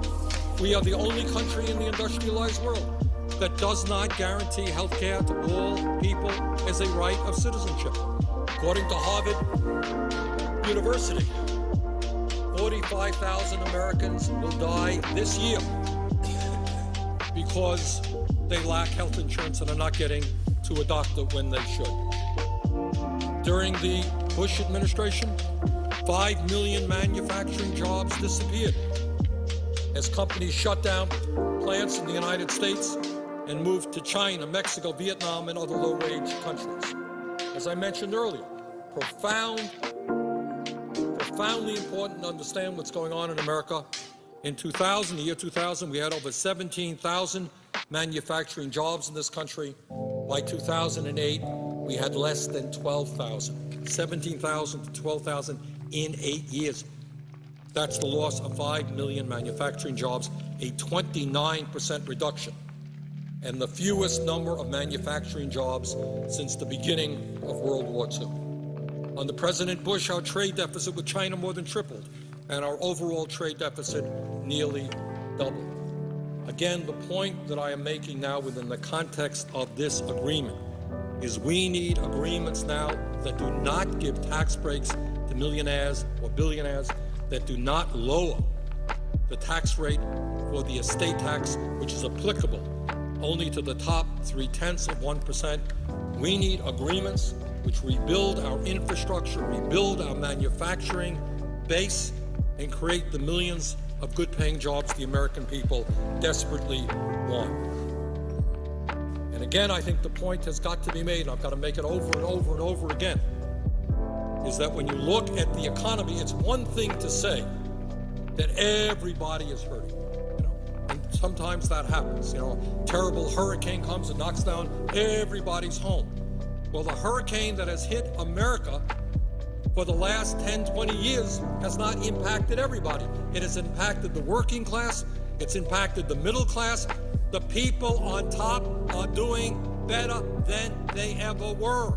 Our friends on Wall Street, whose greed and illegal behavior caused this recession, they are now making more money than they ever did after being bailed out by the middle class of this country. During the Bush years, the wealthiest 400 Americans saw their incomes more than double. Do you really think that after seeing a doubling under the Bush years of their incomes, that these people are in desperate need of another $1 million a year tax break?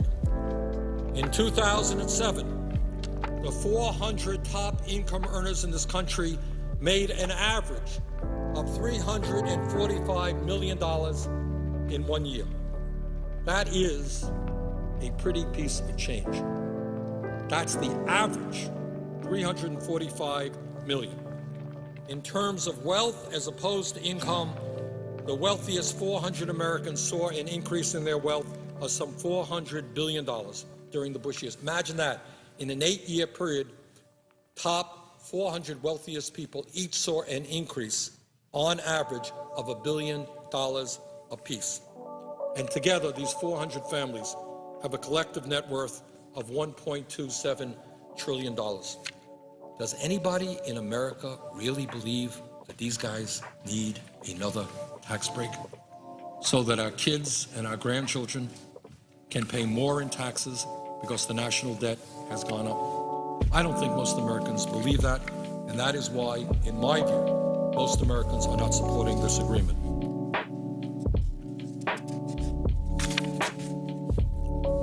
And let me also say that when we look at what's going on around the rest of the world, what we have got to appreciate is that in the United States today, and again, this is not something that we can be proud of. It's something that we have got to address. We have the most unequal distribution of wealth and income of any other country on earth. I remember talking not so long ago to somebody from Scandinavia, it was Finland, and he was saying, of course we have rich people in our country, but there's a level in which they would become embarrassed. We now have a situation where the CEOs of large corporations make 300 times more than their workers. In many other countries, yeah, everybody wants to be rich, but there is a limit. You can't become a billionaire stepping over children who are sleeping out on the street. That's not what this country is supposed to be about. Enough should be enough. Mr. President, the top 1% today earns 23.5% of all income. In the 1970s, that number was 8%. In the 1990s, it was approximately 16%. And now it is 23.5%. So the people on top are getting a bigger and bigger chunk of all income. Furthermore, it's not just the top 1%. I mean, there are economists who write, yeah, you think the top 1% is doing well? Yeah, they are. It's really the top 1/10 of 1%. If you can believe this, I just want people to digest this. The top 1/10 of 1%, I don't know how many people those are. You can do the arithmetic, 300 million into 1/10 of 1%. That top 1/10 of 1% took in 11% of total income, according to the latest data available. 1/10 of 1% earned 11% of all income in America. In the 1970s, as I just said, the top 1% only made something like 8% of total income. In the 80s, it rose to 10 to 14%. In the late 90s, it was 15% to 19%. 2005, it passed 21%, and in 2007, the top 1% received 23.5% of all of the income earned in this country. The last time, people should be mindful of this, the last time that that type of income disparity took place was in 1928. And I think we all know what happened in 1929. And that's the point that Senator Mary Landrieu was making a while back. What she understands quite correctly is that if working people, and the vast majority of the people, don't have the income to spend money to buy products and goods and services, we can't create the jobs. If all of the money, or a big chunk of the money, ends up with a few people on top, there is a limit, to how many limousines you can have, and how many homes you can have, and how many yachts you can have. So when you hit a situation where so few have so much, it is not just a moral issue, but it is also an economic issue. A strong and growing middle class goes out, spends money, and creates jobs. Grossly unequal distribution of income and wealth creates more economic shrinkage and loss of jobs because people just don't have the disposable income to go out and buy and create jobs for their neighbors. Now also, to add insult to injury, in terms of this agreement negotiated by the President and the Republicans, while the very wealthiest people in this country became much wealthier and the deficit soared, and under President Bush, the national debt almost doubled, what else happened? Well, the tax rates for the very rich went down.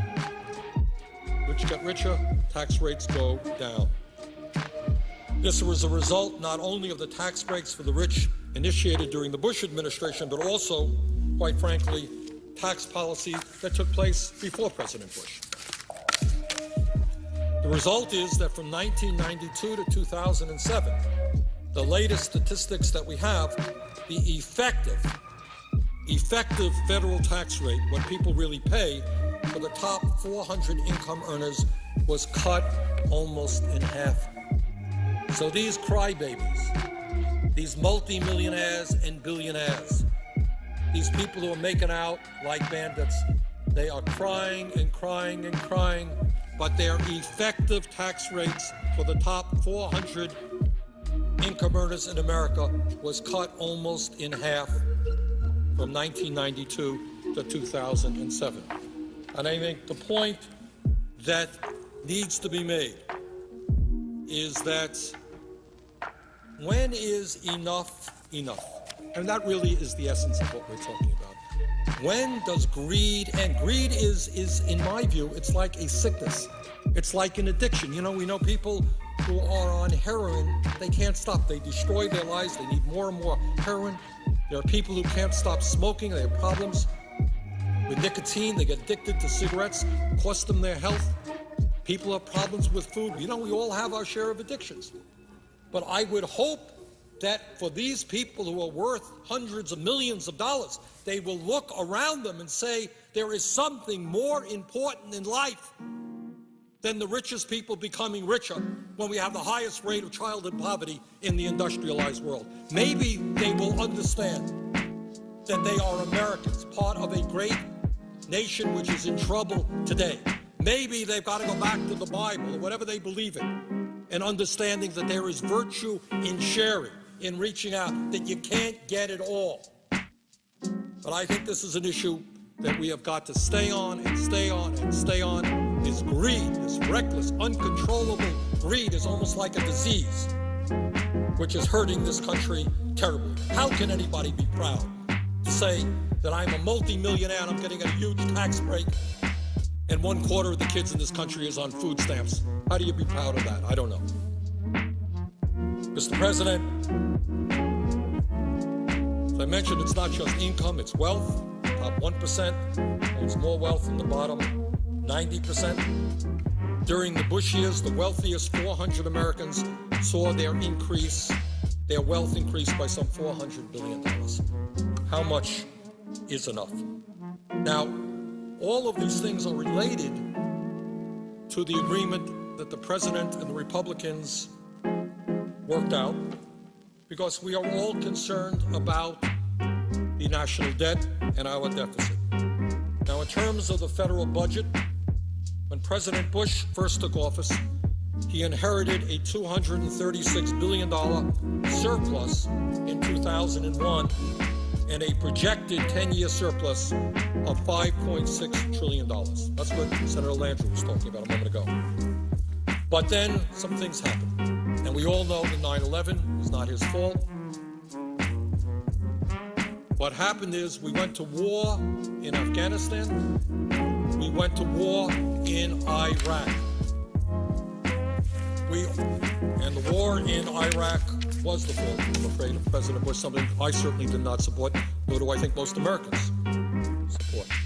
And the war in Iraq, by the time our last veteran is taken care of, will probably end up costing us something like $3 trillion, adding enormously to our national debt. So when we talk about Iraq, it's not only the terrible loss of life that our soldiers and the Iraqi people have experienced, let's not forget what it has done to the deficit and the national debt. We did not pay for the war in Iraq. We just put it on the credit card. President Bush gave out $700 billion in tax cuts for the wealthiest 1% of Americans. $700 billion. Where was the offset? There was none. Gave them tax breaks. That's it. Adds to the national debt. President and Republicans supported a $400 billion Medicare Part D prescription drug program. I have always believed, as one of the leaders, in believing that we needed a strong prescription drug program for seniors. But the program that was passed was written by the pharmaceutical industry, written by the insurance companies, and nowhere near as cost effective as it could be. As the president undoubtedly knows, we are not even negotiating prescription drug prices with the drug companies at great expense and great cost to the American people, where drug prices are now much more expensive on the Medicare Part D than they are in terms of what the Veterans Administration of the Department of Defense purchased. So we passed that, unpaid for. Great idea. Just another $400 billion prescription drug program, unpaid for. And then we bailed out Wall Street. The original cost was $700 billion. A lot of that, in fact, hasn't been paid back. But there is expense there as well. So you add all of these things together in normal governmental growth, and it turns out that the Bush administration turned a $236 billion a year surplus into a $1.3 trillion a year deficit. And more or less, that's where we are right now. In fact, the national debt nearly doubled under President Bush, going from $5.7 trillion to $10.6 trillion in 2009. And now we are at $13.7 trillion, borrowing huge sums of money from China and other countries in order to maintain our existence. That's where we are. That's where we are. Now, have we been seeing in recent years some improvements in the economy? We sure have. There has been some job growth, nowhere near enough, but we're surely not losing 700,000 jobs a year. We're seeing some growth, but we need to do much better. And that takes me back to an issue that I feel very, very strongly about, Mr. President, and one that I want to say a few words on. In this agreement that the President negotiated with the Republicans, there is a substantial sum of money going into various types of business tax breaks. And the theory, which has certainly some validity, is that these business tax breaks will create jobs. The problem is that right now, the business, large corporations at least, are sitting on a huge bundle of money already that they are not spending. And the reason they're not investing that money is they perceive that working families don't have the money to buy their products and their services. I think that there is, and in saying this, I'm not alone, I think most economists agree with me, that there is a far more effective way that we can create jobs in this country rather than just a number of tax breaks going to businesses. And I touched on this point before, and I want to get into a little bit more detail now. And for this, I am indebted to a very fine book written by an old friend of mine called Arianna Huffington. And the title of a book, and you know why she did it, it's called Third World America, Third World America. And she used that word because basically the theme of her book is, if we do not get our act together in terms of infrastructure, in terms of education, in terms of healthcare, that's where we are heading. We are heading. This great country is heading in the direction of being a third world nation. And she has an interesting chapter which deals just with one very important part of what's going on in America, and that is the crumbling of our infrastructure. And she writes, from 1980 to 2005, the miles traveled by automobiles increased 94%. The trucks' mileage increased 105%. Yet there was only a 3.5% increase in highway lane miles.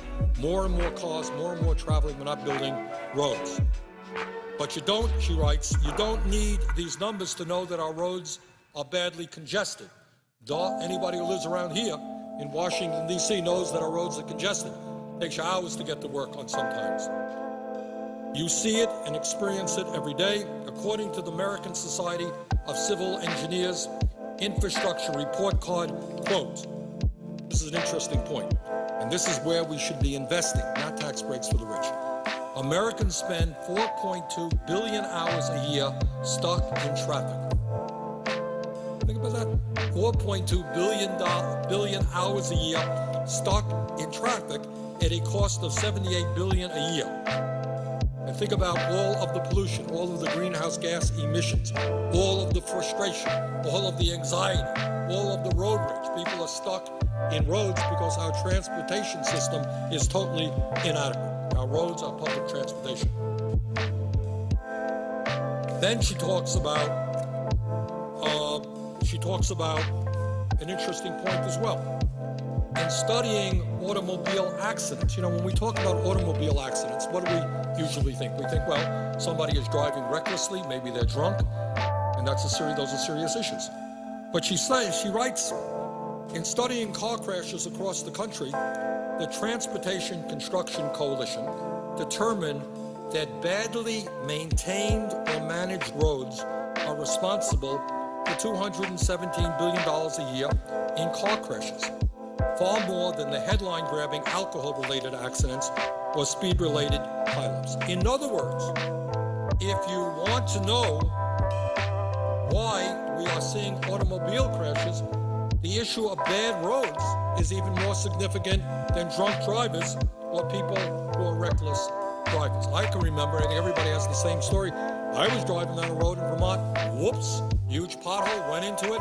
It cost me a few $100s to repair the car. So we're spending, as a nation, billions of dollars repairing our cars because our roads are not in good shape. When there's a traffic jam, people are emitting all kinds of greenhouse gas emissions. You're wasting gas, you're wasting money. If we invested in our transportation system, we can go a long way to addressing that. When we talk about transportation, and by the way, again, I bring this issue up because in the bill agreed to by the president and the Republican leadership, to the best of my knowledge, not one penny is going into infrastructure, which is, to me, just doesn't make any sense at all. And again, Arianna Huffington writes, America's railway system is speeding down the tracks in reverse. It is one of the few technologies that has actually regressed over the past 80 years. Regressed. Now, I'm not talking about China where they're building all these high-speed rail lines. Our rail situation, in terms of the amount of time it goes from location 1 to location 2, has actually gotten longer. She writes, Tom Vanderbilt of Slate.com, which is a very good website, came across some pre-World War II train timetables and made a startling discovery. Many train rides in the 1930s, 40s, and 50s took less time than those journeys would take today. Can you imagine that? In the 30s, 40s, and 50s, people were able to get on the train and get to their destination in less time than is the case today. For instance, in 1934, the Burlington Zephyr would get you from Chicago to Denver, Mr. President, from Chicago to Denver in around 13 hours. The same trip takes 18 hours today. I don't know if the presiding officer is familiar with the Burlington Zephyr, which is a train that goes from Chicago to Denver. But what this writer is pointing out is that in 1934, it took 13 hours to make that trip. You know how long it takes today? It takes 18 hours. So we're moving in the wrong direction. I know that in Vermont, I don't have any statistics right in front of me, but I can tell you that I believe very strongly that it takes longer to get from the southern part of the state to the northern part of the state than it used to. And the frequency of the trips are less than they used to be. The trip from Chicago to Minneapolis via the Olympian Hiawatha in the 1950s took about 4.5 hours. Today, via Amtrak's train, the journey is more than 8 hours. It used to be 4.5. So in terms of our public transportation, not only are we neglecting it, not only are we not moving forward, we're actually moving backwards. At the moment, the only high-speed train in the United States is Amtrak's Acela, which travels the Washington, New York, Boston line, and she writes, I use the term high-speed very loosely. While in theory the trains have a peak speed of 150 miles per hour, the average speed on that train is just about 71 miles per hour. Once again, I read some statistics before pointing out that China is building thousands and thousands of miles of high-speed rail. And here in the United States, we are moving backwards, taking us longer time for various train rides than used to be the case. But it's not just trains. It is not just our roads. It is not just our bridges. Well, it is also our bridges. Let me say a word on bridges. I think we all remember just 4 years ago, I think it was, the terrible tragedy in the Minneapolis area when one of their major bridges collapsed and a number of people lost their lives. And that got the front page headlines put all over this country. I know in the state of Vermont, we have closed down bridges. They are not safe to travel. According to the Department of Transportation, 1 in 4 of Americans' bridges is either structurally deficient or functionally obsolete. The numbers are even worse when it comes to bridges in urban areas, where 1 in 3 bridges is deficient. No small matter given the high levels of passengers and freight traffic in our nation's cities. So, huge amount of traffic, and in urban areas, 1 in 3 bridges is deficient. In rural areas like Vermont, 1 in 4. Mr. President, how are these bridges going to be rebuilt? It is likely not going to be done by local and state governments who right now are experiencing enormous economic crises. If it is going to be done, it's going to have to be done here at the federal level. And I have to say that in Vermont, we saw some significant improvements as a result of the stimulus package. In fact, in Vermont recently, we have put more money in rebuilding our roads and bridges with very good success. I think the people of Vermont see the difference. In the last couple of years, directly as a result of the stimulus package, we have made significant improvements on a number of bridges, but nowhere near enough. So the point that I want to make is that with our infrastructure collapsing, with the American Society of Civil Engineers suggesting that we need to spend $2.2 trillion in the next 5 years just to maintain where we are, we have an agreement before us which puts $0 in infrastructure. According to this book, we need to invest $850 billion over the next 50 years to get all of America's bridges into good shape. Trust me, we are not coming anywhere near that right now. But it's not just our roads, it's It's not just our public transportation, not just our bridges. When we talk about infrastructure, we also have to talk about dams.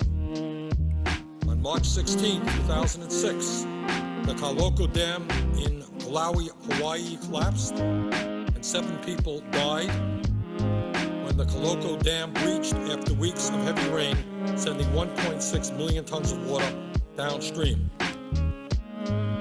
Dams are a vital part of America's infrastructure. They help provide for drinking, irrigation, and agriculture, generate much-needed power, and offer protection from floods.